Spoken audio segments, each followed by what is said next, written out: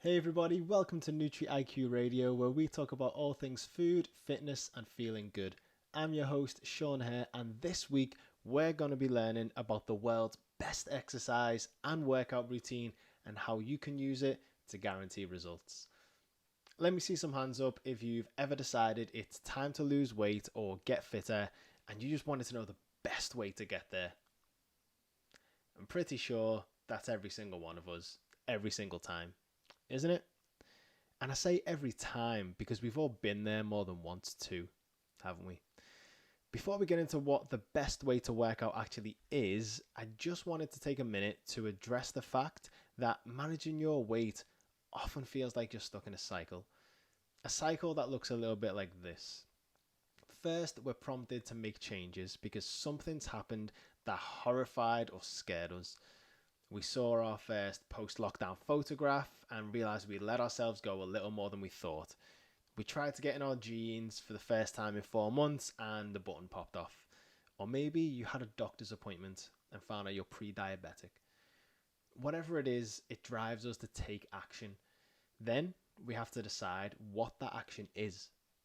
We know what worked in the past. Maybe it was Slimming World or Weight Watchers or cutting carbs alongside some running, hitting the gym, or just walking more.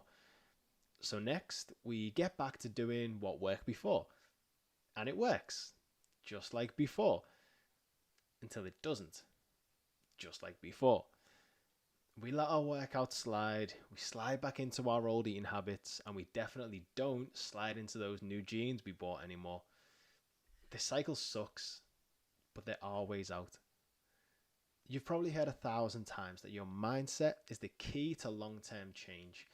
For me, one of the keys to escaping this cycle is exactly that, a shift in your mindset. We need to redefine what it means for something to work. For most of us, if something quote unquote works, that means it gets results. For me though, if something works, that means it gets results that stick around. Any diet can work. You just have to get into a calorie deficit.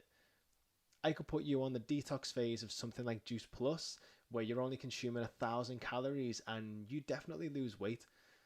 But that weight often comes right back on when you start eating normally again. So, did that plan really work? If you gain the weight back pretty shortly after losing it? I don't think it does. To me, something only works if it gets results and it's easy enough to follow for basically the rest of your life. It only works if it gets results that last. That's the key. So if you're feeling a bit sheepish right now because you know you tend to follow the same plan and routine every time you start the cycle over, maybe it's time to use that key to unlock the door to the next stage of escaping that cycle. Shift your mindset. Change your definition of what works. If you have to keep starting the same thing over and over and over again, maybe that doesn't actually work for you and it's time to do things differently. That being said, doing things differently doesn't necessarily mean going from carnivore to vegan. You don't have to do a full 180. You probably just need to make a few little tweaks in the right places to make those results start lasting a lifetime. Luckily, you're about to learn the principle behind the world's greatest exercise and workout routine. This principle guarantees good results and makes them 100 times more likely to last. So, what is the world's best exercise and workout routine? Well, it's performed a few times a week, so make sure you make the time and schedule it in. Otherwise, it's useless to you because then you won't do it. Exercise hardly ever happens if we don't block out time for it. Another thing you need to know is that you might need some particular bits of kit. You know, the right clothes, the right shoes, that kind of thing. But it's not always necessary. Oh, and one last thing. I know you're going to love it, so don't worry. It's not going to be one of those things that works you so hard it makes you puke in order to be effective. Unless you're into that. Ready? Okay, I'm going to blow your mind with this because it's really simple. The world's best exercise and workout routine is something you find really fun. That's actually it. I'm not just still describing it. The world's best exercise is something you find really fun. What did you think I was going to describe and outline? Some kind of 5 day a week cross training, resistance, cardio, interval hybrid routine meticulously designed by expert physiologists and refined on high level athletes? No, because you'd probably hate that, whatever that thing is, and therefore never do it. Which means that would actually be the worst exercise routine in the world for you because it wouldn't get any results because you didn't do it. The best type of exercise is the one you enjoy doing the most. The workout routine that gets the best results is the one that's the most fun for you to do because that's the one you'll keep doing. You might have heard the phrase that the only bad workout is the one you didn't do. That means that the worst workout routine is the one you never do. It doesn't matter if a workout is technically more effective than what you'd prefer to do. If you don't do it because you dread doing it, its effectiveness is zero. If your goal is just to generally be more active, to move more, to keep yourself supple, slim, and energetic as you get older, all you need to do is move.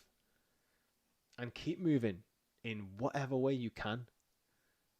The best way to keep moving is to move in a way that's fun for you. To do something you look forward to doing, something that gets you excited for your next session, something you can actually see yourself doing for the rest of your life. A few years ago, I went to New York for a calisthenics course. Calisthenics, by the way, is a type of exercise that focuses on building strength by using only your body weight, progressing towards things like muscle ups, handstand push-ups, single leg squats, and all that cool stuff.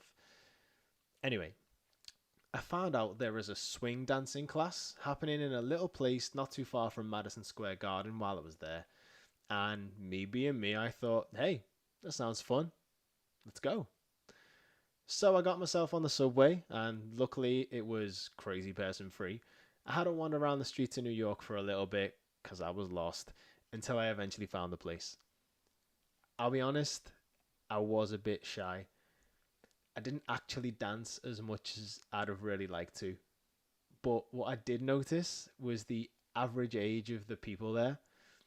There was the odd younger person, obviously, but the majority of the people there were at least in their 60s or older.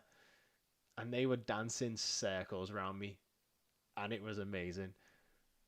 They were having an absolute blast. This was obviously something they'd been doing for years and kept coming back to every week because of how much they loved it. Maybe it made them feel young and reminded them of their younger days when they'd be spinning around the dance halls of their day. Whatever it was honestly fantastic to see. I mean, don't you love it when you see older people out there doing whatever kind of exercise? Whether it's swing dancing, cycling, swimming, or anything. You think to yourself, wow, I hope I'm like that when I'm older. Staying active and being in shape like they are. The thing is, you absolutely can be like that. And getting there starts right now. All you need to do is find something you love. Back in podcast episode 7 with Alan Reed, and you can get a link to that episode down in the show notes if you want to listen to it, we talked about exactly this. Alan talked about how something he loves is getting out on the water on his bodyboard. Now, yeah, Alan's a studio cycling instructor, so that definitely helps him keep super active right now. But you can bet he'll still be out on the water when he's 60. A really important thing to note from those two examples there is that neither of them were in a gym. It's very rare that the thing we love doing actually is the gym. For most of us, and I say this to people all the time, the gym should just be a place we go to get stronger and better able to do that thing we actually love doing. Think about pole dancing or pole fitness, whatever you want to call it.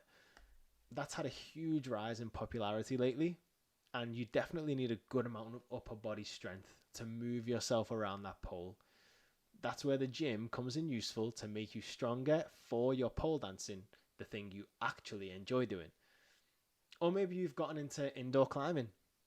You can bet getting into the gym to work on pull-ups and some yoga classes will massively boost your ability to scale those walls. Start thinking outside the gym to find that thing you love. And think outside of running and cycling too. They're all the go-tos we tend to go for because we've done them before. But if you haven't done them for years, you're probably just not that into them. And you'll just fall off the wagon if you try and take up those same things again. The best exercise is the one you love. That's the thing you'll keep doing for the rest of your days, and you'll look forward to every session. It'll keep you active, keep you in shape, keep you supple and strong as you get older, and help you get in shape right now. It's going to take some time to find out what it is, but that time will pass, whether you spend it trying to find something you love or spend it repeating the same old boring things. So you might as well spend it finding something you love. One last example. I had a client, Peter, back in Manchester a few years ago, who came to me because his doctor said he needed to. Peter told me from our very first meeting that he hated the gym. He didn't enjoy it, he didn't like lifting weights or doing cardio, but he was doing it because he had to. He wanted to see his little girl grow up. And if he didn't get his act together, that wouldn't happen because he wouldn't be here anymore. His purpose, his why, was huge. He turned up to every session, he did what I asked him to do in the gym, but we never seemed to make much progress. His eating was never quite on track, and he didn't do anything outside of our sessions. Our working relationship only lasted a few months, but just before we parted ways, Peter started going to karate classes with his daughter, and he always talked about them in our sessions. He loved them, and he's still doing it now, like 4 or 5 years later. He still sends me yearly updates when he gets a new belt. And as his karate belts are moving up, his other belts are coming down every time. Peter found something he loves. And not only that, it's something he gets to do with his daughter. And that's even better. We often feel like we have to juggle our kids and our exercise. Like we have to deal with one and then we can get the other dealt with. Why not do both? Like Peter? Why not exercise with your kids? Join a karate class with them, take them climbing, go on bike rides together. You'll get your exercise in. They'll grow up as active kids and be active adults and not have to go through this same process that you are right now. And you'll create tons of amazing memories and come closer and closer as a family. Just a few more reasons why the world's best exercise is the one you love.